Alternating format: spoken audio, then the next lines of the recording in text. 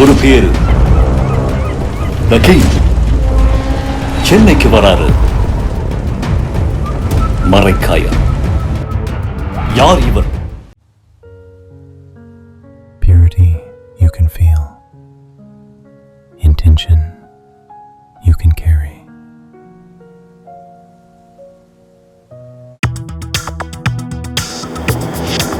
Delivering smiles all around the professional careers. Reach us to reach them. பாஜக படுதோல்வின்றதை யாரும் கவனிக்கலை. இது அண்ணாமலைக்கு ஒரு வாகான செய்தி. இல்லாமல் ஜெயிக்க முடியுமா, தோத்துறீங்கல்ல அப்படின்ற மாதிரி ஒரு கெத்து காட்டுறதுக்கான ஒரு தருணம்.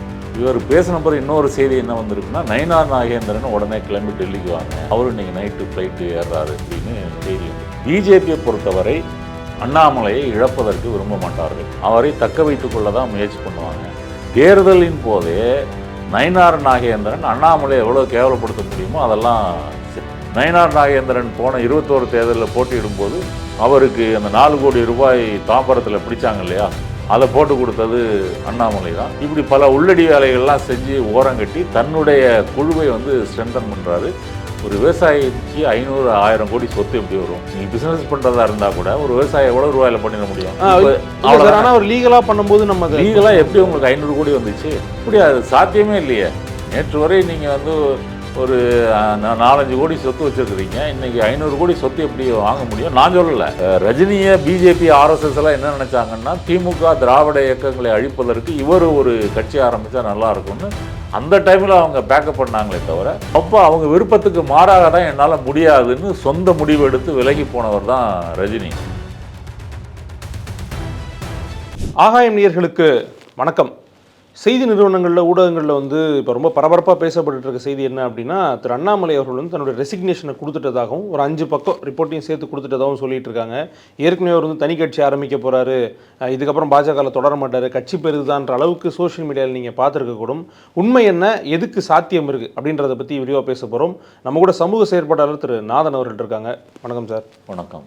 அண்ணாமலை அவர்களை பொறுத்த வரைக்கும் நன்கு அறியப்பட்ட ஒரு தலைவர். தமிழ்நாட்டினுடைய மாநில தலைவர்களில் பாஜகவில் டக்குன்னு கேட்ட எல்லாரும் அண்ணாமலை தான் சொல்லுவாங்க. நல்ல செல்வாக்கும் இருக்குது. இப்போ ஒரு ரெசிக்னேஷன் கொடுத்துட்டாரு, தனி கட்சி ஆரம்பிக்க போகிறாரு அப்படின்லாம் சொல்கிறாங்க. அவர் ரெசிக்னேஷன் கொடுத்துருக்கும் பட்சத்தில் அவர் ரெசிக்னேஷன் ஏற்றுக்கொள்ளப்படுமா? தனி கட்சிக்கான சாத்தியங்கள் இருக்கா சார்? 2026 சட்டமன்ற தேர்தலில் பிஜேபி ஒரு சீட்டு ஊட்டியில் மட்டும்தான் ஜெயிச்சிருக்கு. பெர்சன்டேஜ் 2.5-3க்குள்ளே தான் வாங்கியிருக்கிறாங்க. ரொம்ப ஆனால் பாதர் பண்ணலையோ அவங்க? மிச்சம் இருக்கிற 26 போனாலும் அவங்க பெருசாக அது யாரும் சோஷியல் மீடியாலையும் பேசலையே. பேசலை. இப்போ நீங்கள் விஜய் ஜெயிச்ச அதிர்ச்சியிலேயே மக்கள் இருக்கும்போது பாஜக படுதோல்வின்றதை யாரும் கவனிக்கலை.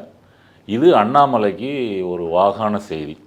இல்லாமல் ஜெயிக்க முடியுமா, தோத்துறீங்கல்ல அப்படின்ற மாதிரி ஒரு கெத்து காட்டுறதுக்கான ஒரு தருணம். இதில் ஏன் பிஜேபி தோல்வியடைந்தது, இதையெல்லாம் அவருடைய டீம் வச்சு ஒரு டேட்டா அதெல்லாம் ஸ்டேட்மெண்ட்லாம் உருவாக்கி ஒரு 5 பக்க கடிதத்தை நிதின் நவீன் தேசிய தலைவர், புதிய தலைவர்கிட்ட அவர் கொடுத்துருக்கிறதா ஊடகங்களில் செய்தி வந்திருக்கு. அவர் இன்னும் அதை ஏற்றுக்கொள்ளலை. அதன் பிறகு அமித்ஷாவையும் பார்த்து 45 நிமிடங்கள் அண்ணாமலை பேசியிருக்கிறாரு. ரெசிக்னேஷன் லெட்டர் இல்லைங்கிறாரா? யாரு?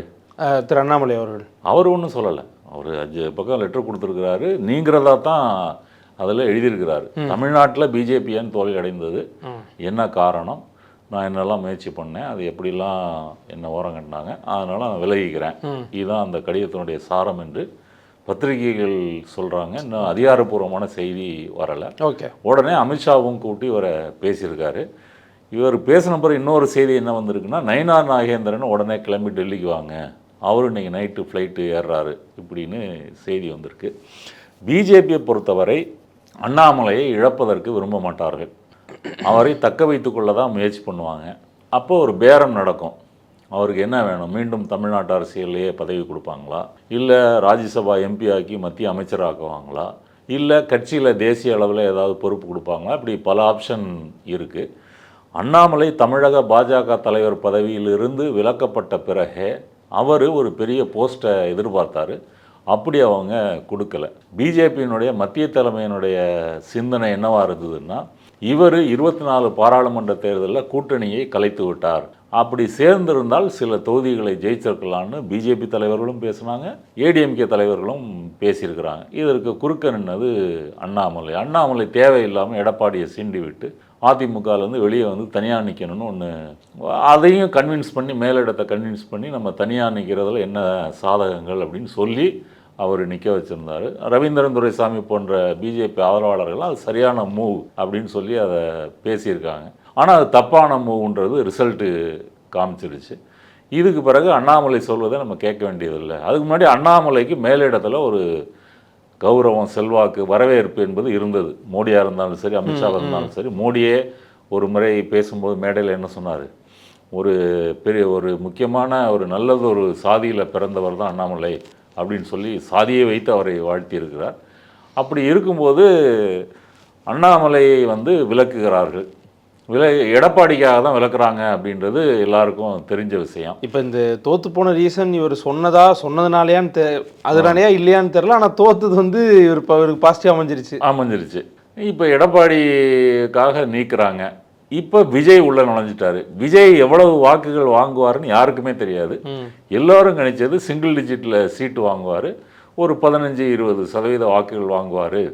சில இடங்களில் அதிமுக 3ஆம் இடத்துக்கு போகும், சென்னையில் கொஞ்சம் லீடிங் வருவாங்க. இப்படி சில செய்திகள் இருந்ததே தவிர யாரும் விஜய் 108 சீட்டு வாங்குவார்னு யாரும் கணிக்கலை. 35% வாக்குகள் வாங்குவார்னு கணிக்கலை. ஆக்சிஸ் மை இந்தியா மட்டும் சொல்லியிருந்தாங்க, அவங்க மட்டும் சொல்லியிருந்தாங்க. அதன் பிறகு ரிசல்ட் வந்துருச்சு. இது தெரிஞ்சு போச்சு, பிஜேபி படு தோல்வி. தேர்தலின் போதே நயினார் நாகேந்திரன் அண்ணாமலை எவ்வளோ கேவலப்படுத்த முடியுமோ அதெல்லாம் செஞ்சார். என்ன செஞ்சாருன்னா 6 தொகுதிக்கு ஒரு பொறுப்பாளர், பிஜேபியில் இருக்கக்கூடிய முக்கியமான தலைவர்களுக்கு அதை போட்டார். அண்ணாமலை வந்து நான் எவ்வளோ பெரிய ஆள், எனக்கு 6 தொகுதி தானா அப்படின்னு சொல்லி என்ன சொன்னார், எங்கள் அப்பாவுக்கு உடல்நிலை சரியில்லை, அதனால் நான் தேர்தல் பண்ணி ஆற்றவில்லைன்னு சொன்னார். அதன் பிறகு அதை மாற்றிக்கிட்டு மேலிடத்துலேருந்து வந்த ப்ரெஷர் காரணமாக தேர்தல் பிரச்சாரம் ஒரு சுரத்து இல்லாமல் செஞ்சார். எடப்பாடியை முதலமைச்சராக்குவேன் இதெல்லாமே பேசினார். ஆனாலும் தேர்தலில் விஜய் அலையில் படுதோல்வி அடைஞ்சிட்டாங்க. அதிமுகவும் 3வது இடத்துக்கு போயிடுச்சு, எதிர்க்கட்சின்ற அந்தஸ்தையும் இழந்துருச்சு. அப்போ இந்த சமயத்தில் நம்மளுடைய பேர வலிமை கூடுதுன்றது அண்ணாமலையினுடைய பாயிண்ட்டு. மற்றபடி தமிழ்நாட்டில் இருக்கக்கூடிய பிஜேபி கோஷ்டிகளில் எல்லாமே அண்ணாமலை கோஷ்டிகளுக்கு எதிரான கோஷ்டிகள் தான். தமிழிசை சவுந்தரராஜன், வானதி, பொன் ராதாகிருஷ்ணன், கேசவநாயகத்தை மாற்றிருக்காங்க. இது எல்லாமே பார்த்திங்கன்னா, அதாவது ஒரு முறை அண்ணாமலை பேட்டியில் சொல்லும்போது என்ன சொன்னாருன்னா, ஒரு பஸ்ஸு போயிட்டுருக்கு, அதில் பழைய ஆளுங்க உட்காந்துருக்காங்க, புதியவர்கள் ஏறணுன்னா பழையவர்கள் இறக்கி விட்டால் தானே ஏற்ற முடியும் அப்படின்னு சொல்லி அந்த ஓல்டு கார்ட்ஸ் அவங்கெல்லாம் தேவையில்லைன்றதை மறைமுகமாகவே சொல்லியிருக்காரு. அப்படி பல பேரை அவர் பதவியில் இருக்கும்போது ஓரங்கட்டினார். அது கேடி ராகவனாக இருந்தாலும் சரி, எந்த தலைவர்களாக இருந்தாலும் அவர்களை தள்ளி வைத்து இவருடைய குழுவை வந்து வலுவாக்கிக்கிட்டு வார் ரூம் வழியாக தன்னை பற்றிய பிரச்சாரமாக இருக்கட்டும், தன்னை விமர்சிக்கிறவங்கள ட்ரோல் பண்ணுறதா இருக்கட்டும், இதையெல்லாம் இப்போ இன்றைக்கி விஜய் டீம் எப்படி பண்ணுறாங்களோ அதை விட கொஞ்சம் ஒரு வீரியத்தில் குறைவாக இருந்தாலும் அப்போ அதுதான் டாப்பு பண்ணிகிட்டு இருந்தார்.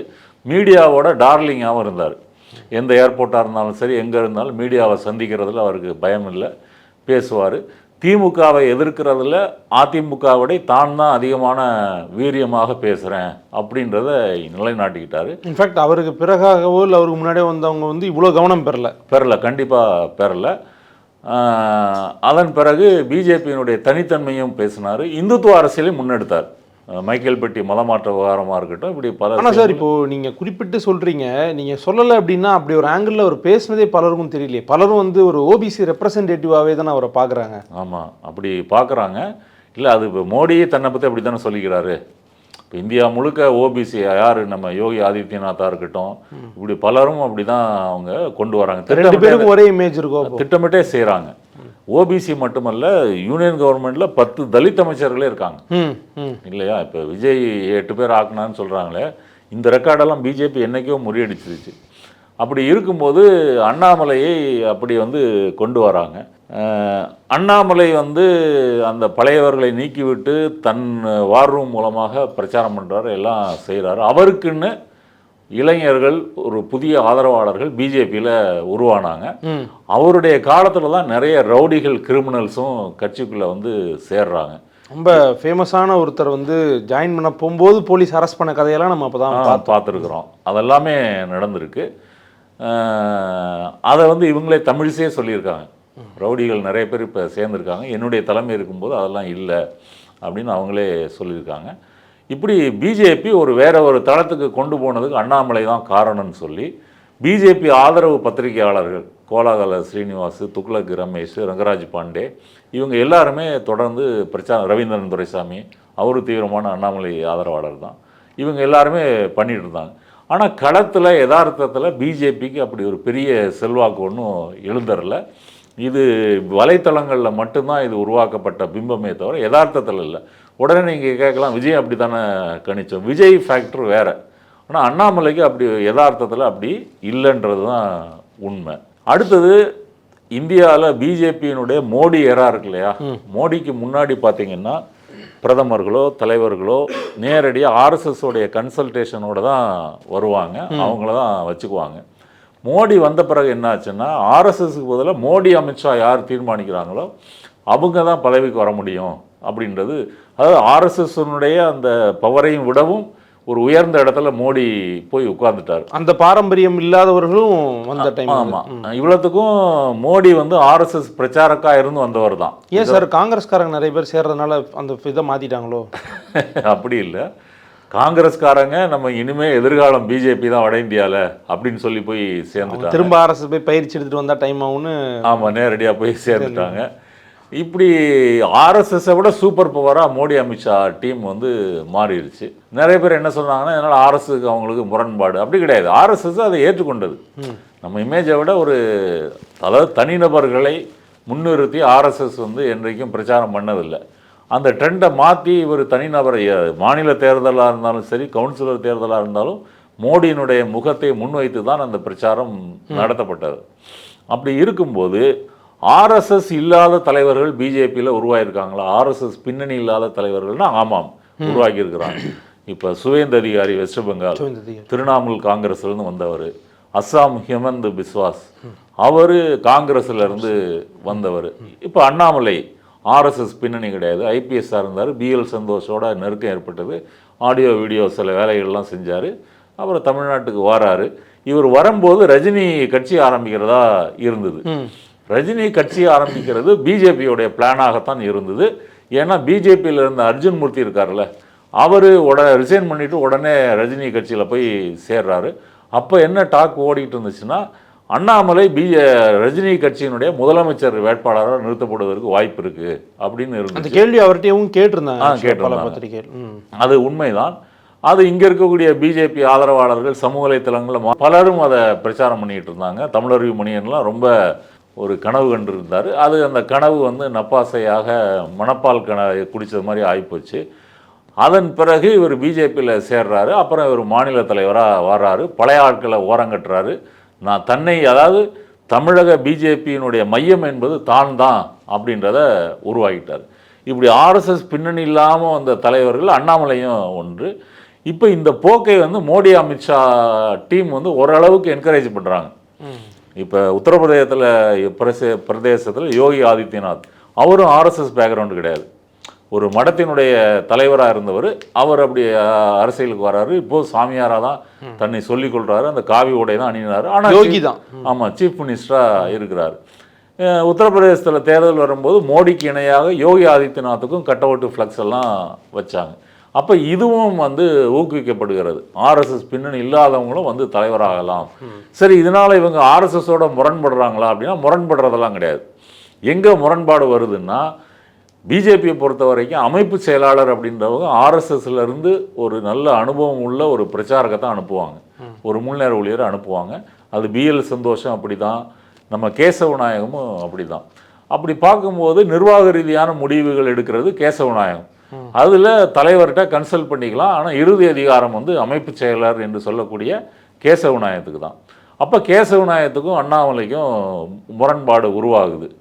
அப்போ இவர் எல்லாத்துலேயும் தன்னுடைய தனித்தன்மையை காட்டிகிட்டு இருந்ததுனால நிர்வாகிகள் தரப்பில் யார் நியமிக்கக்கூடாது அப்படின்ற பிரச்சனை வந்துச்சு. அப்போ இவர் கேடி ராகவனை ஓரங்கட்டுறதுக்கு அந்த ஆடியோ லீக் ஆச்சு. நயினார் நாகேந்திரன் போன 21 தேர்தலில் போட்டியிடும்போது அவருக்கு அந்த 4 கோடி ரூபாய் தாம்பரத்தில் பிடிச்சாங்க இல்லையா, அதை போட்டு கொடுத்தது அண்ணாமலை தான். இப்படி பல உள்ளடி வேலைகள்லாம் செஞ்சு ஓரங்கட்டி தன்னுடைய குழுவை வந்து ஸ்ட்ரென்தன் பண்ணுறாரு. இவருடைய தீவிர ஆதரவாளரான நம்ம அமர் பிரசாத் ரெட்டி அவர் வந்து தமிழ்நாடு முழுக்க பல முதலாளிகள்கிட்ட ஈடியை வைத்து பயமுறுத்தி வசூல் பண்ணாருன்னு திருச்சி சூர்யா அண்ணாமலையோட நெருங்கி இருந்த போதும் சரி, விலகி வந்த போதும் அதை அந்த பேர் முதல் கொண்டு அவர் சொல்லியிருக்காரு. எனக்கு ரொம்ப நாள் சந்தேகமே என்னன்னா, அவர் ஏன் கொங்கு ஸ்லாங்கில் பேசுகிறாருன்னு தெரியல சார். அவரும் கொங்கு ஸ்லாங்லேயே அண்ணாமலையோடைய தாசனாவே அவர் மாறிட்டாரு. இந்த வசூலும் நடந்திருக்கிறது. மாரிதாஸ் போன்ற தீவிர RSS பிஜேபி மோடி ஆதரவாளர்களே பகிரங்கமாக அண்ணாமலையே ஊழல் செய்திருக்கிறார். அவருடைய மச்சான் மூலமாக கோவையில் ஒரு பெரிய நிலத்தை வாங்கியிருக்காங்க. இப்படி சில பல கோடிகளை வந்து அவர் சம்பாதித்திருக்கிறார்.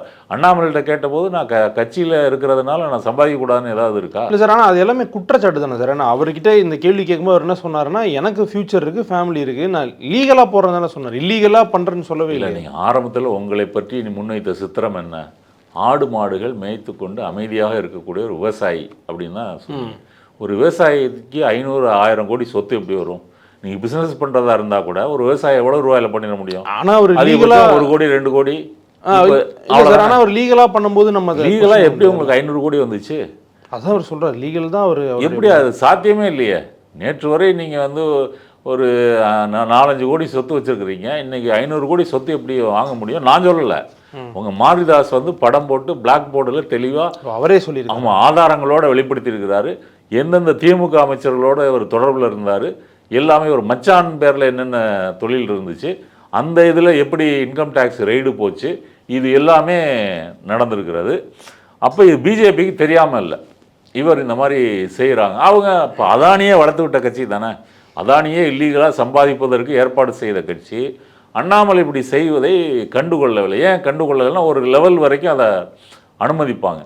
அப்போ அவருடைய இமேஜ் பிஜேபிக்கு பயன்படுதா இல்லையா அப்படின்றதான் அவங்களுடைய பார்வை. இந்த நிலைமை தான் தமிழக பிஜேபியிலையும் அண்ணாமலைகிட்டையும் இருந்துச்சு. இந்த சூழலில் தான் விஜய் கட்சி ஆரம்பிக்கிறார். 2 வருஷத்துக்கு முன்னாடி கட்சி ஆரம்பிக்கிறாரு. இன்றைய ஆட்சியும் பிடிச்சிட்டாரு. அவர் எவ்வளவு 35% வாக்குகள் வாங்கியிருக்கிறாரு. 107 தொகுதிகள் ஜெயிச்சிருக்கிறார், 108 ஜெயிச்சிருக்கிறார். இப்போ விஜய் வந்த பிறகு அண்ணாமலையுடைய ரோல் என்ன?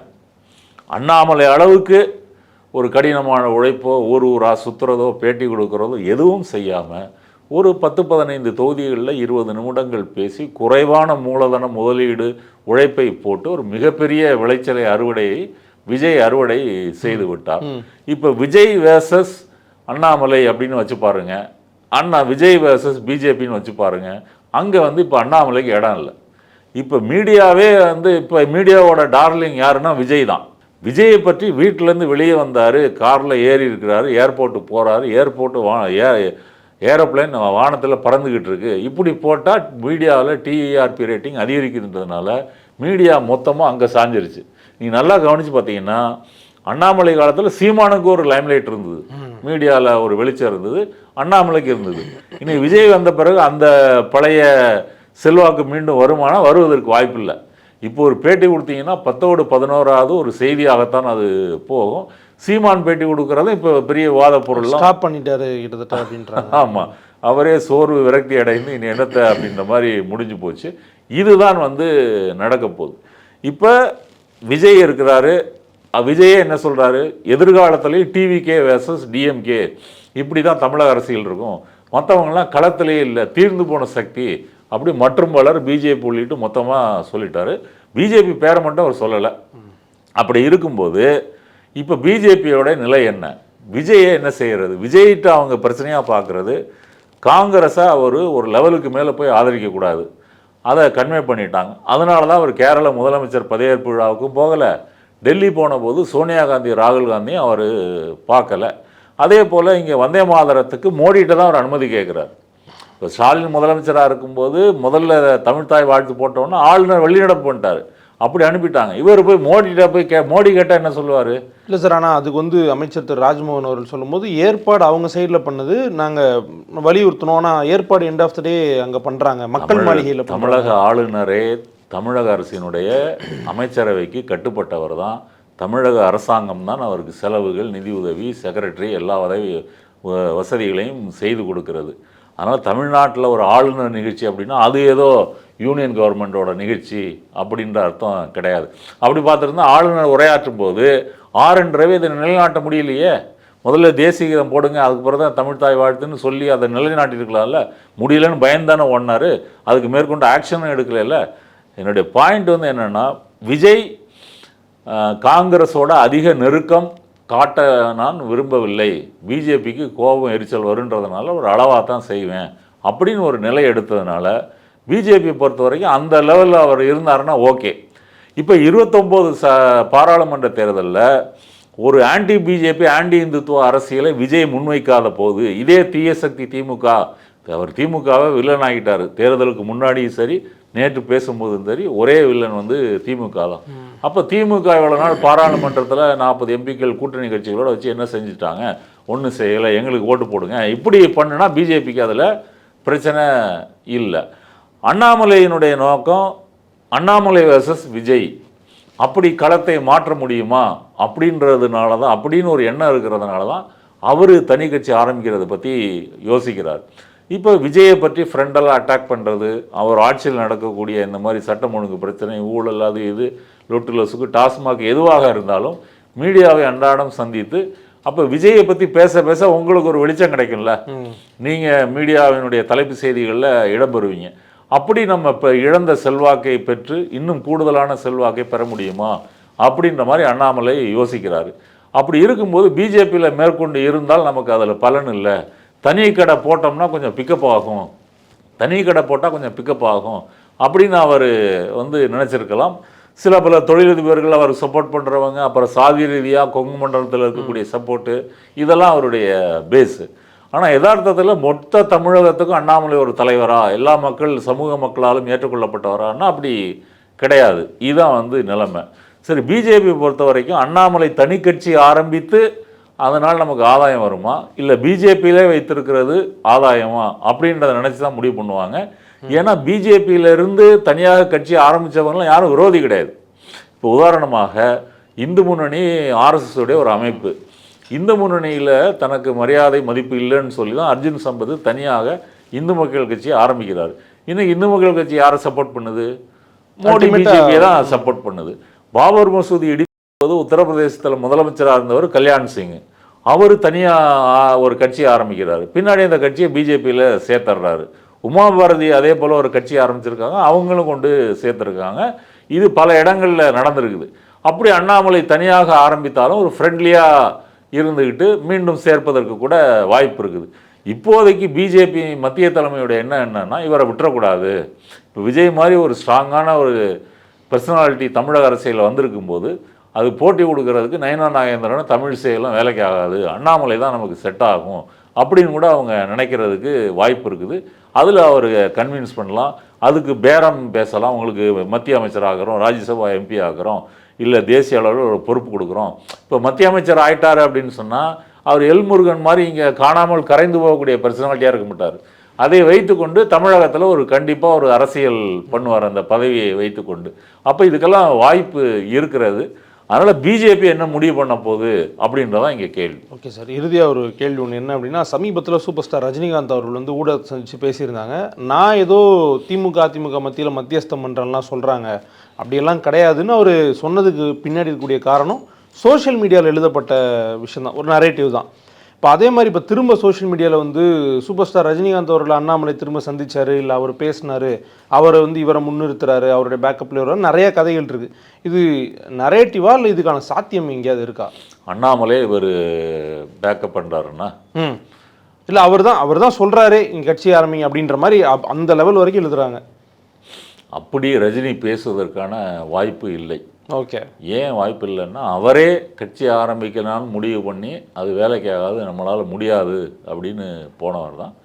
மற்றபடி அவர் பவர் சென்டர் ஆகி இந்த மாதிரி ஒரு பொலிட்டிக்கல் புரோக்கர் வேலை செய்யக்கூடியது அவருடைய சுபாவம் அல்ல. அவரை பொறுத்தவரை யாரையும் பகிச்சிக்கக்கூடாது, பிஜேபி பகிச்சிக்கக்கூடாது. மோடி பதவி ஏற்கிறாருன்னா அதுக்கும் போவார், ராமர் கோயில் திறந்து அதுக்கும் போவார், இங்கே ஸ்டாலின் ஒரு விழாவுக்கு கூப்பிட்டா அதுக்கும் போவார். இப்படி ஒரு பொது மனுஷனாக இருந்துட்டு போயிடலாம், பொது மனிதராக இருந்துட்டு போயிடலான்றதான் அவர் இந்த மாதிரி தீவிரமான இதிலெல்லாம் இறங்குறதுக்கு அது வாய்ப்பும் இல்லை, தேவையும் இல்லை, அது அவருடைய சுபாவமும் இல்லை. சினிமாவில் நடிக்கிறாரு, வயசும் ஆயிடுச்சு, ஒரு ஓய்வில் இருக்கிறாரு, உடல்நல பிரச்சனைகள்லாம் இருக்குது, இதோடு அவர் மெயின்டைன் பண்ணுறது தான் விரும்புவாரே தவிர இப்படியெல்லாம் அவர் பண்ணுவதற்கு வாய்ப்பு இல்லை. அடுத்தது ரஜினியை பிஜேபி ஆர்எஸ்எஸ் எல்லாம் என்ன நினச்சாங்கன்னா, திமுக திராவிட இயக்கங்களை அழிப்பதற்கு இவர் ஒரு கட்சி ஆரம்பித்தா நல்லா இருக்கும்னு அந்த டைமில் அவங்க பேக்கப் பண்ணாங்களே தவிர, அப்போ அவங்க விருப்பத்துக்கு மாறாக தான் என்னால் முடியாதுன்னு சொந்த முடிவு எடுத்து விலகி போனவர் தான் ரஜினி. அப்படி போனவர் இந்த மாதிரி ஒரு அரசியல் இப்போ துக்ளக் குருமூர்த்தி இருக்கிறாரு, அவர் பல புரோக்கர் வேலைகளை செய்கிறாரு. ஓபிஎஸும் யூபிஎஸும் பிரிந்திருந்த போது சேர்ந்து அவர் அன்றைய கவர்னர் சேர்த்து வச்சார் இல்லையா, கையெல்லாம் பிடிக்க வச்சு, அந்த மாதிரி வேலையில் குருமூர்த்தி செஞ்சுருக்காரு. ஓபிஎஸை தர்மயுத்தம் பண்ண வச்சதும் குருமூர்த்தி தான். இந்த மாதிரி வேலைகளை பண்ணியிருக்காரு. அண்ணாமலையை அவர் ஆதரித்திருக்கிறார். இதெல்லாம் நடந்திருக்கு. அப்படி இருக்கும்போது ரஜினிக்கு இதில் ஒரு பங்கு இருக்கிறதா அப்படின்னு நம்ம கருத முடியாது. அண்ணாமலை பதவிக்கு வந்த பிறகு தன்னை எதிர்க்கக்கூடிய கோஷ்டிகளை ஒரு ஆடியோ வீடியோ அரசியல் செய்து நீக்கினது ஒரு உலக பிரசித்தம். அதில் கேடி ராகவன்லேருந்து அல்லது நம்ம திருச்சி சூர்யா டெய்ஸி அவங்களுக்கு நடந்த உரையாடலாக இருக்கட்டும். அப்போ என்னென்னா பிஜேபிக்காரங்க எல்லாம் நைட்டு அண்ணாமலை ஃபோனுக்கு ஆடியோ வீடியோ அனுப்பிடுவாங்க. நைட்டு ஒரு பஞ்சாயத்தே இதில் என்ன அப்படின்னு பார்க்குறது தான். அப்போ இந்த உத்திகளை எல்லாம் கையாண்டு தான் தன்னுடைய எதிர்கோஷ்டிகளை அவர் அப்புறப்படுத்திட்டு தனக்கு தேவையானவர்களை வச்சுக்கிட்டாரு. இதை பற்றி திருச்சி சூர்யா அப்போ கொடுத்த நேர்காணல்களில் விரிவாக சொல்லியிருக்கார். அந்த கட்சியே ஆடியோ வீடியோ கட்சி தான்.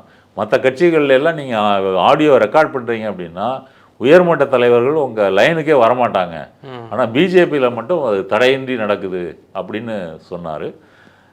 திருச்சி சூர்யாவை பொறுத்த வரைக்கும் திமுகலேருந்து வந்திருந்தாலும் அண்ணாமலையினோட முக்கியமான ஒரு தம்பியாக மாறி செஞ்சுக்கிட்டு இருந்தார். அவருக்கும் டெய்ஸிக்கும் பிரச்சனை ஏற்பட்டது நமக்கு தெரியும். அந்த ஆடியோ வெளியே வந்துச்சு.